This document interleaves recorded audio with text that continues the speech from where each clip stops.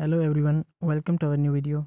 In this video, we will show you how to upload Instagram Reels on Facebook. First of all, you have to open Instagram app from your mobile phone and click on profile icon at right bottom. Once your profile is opened, click on three lines at top right. A list of different options will appear. You have to click on settings. Now go to account. Here you will see a lot of options under account. You have to click on sharing to other apps. You can see my Facebook account is already linked with my Instagram account. If your Facebook account is not linked with your Instagram account, you have to link it first. Now click on Facebook and enable all the three options under automatically share if they are not already enabled.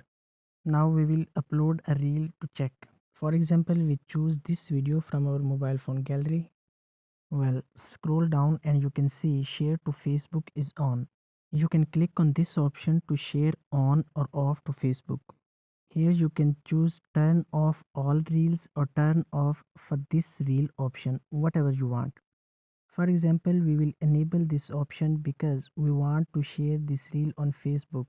This is simple and easy process to share Instagram reels on Facebook.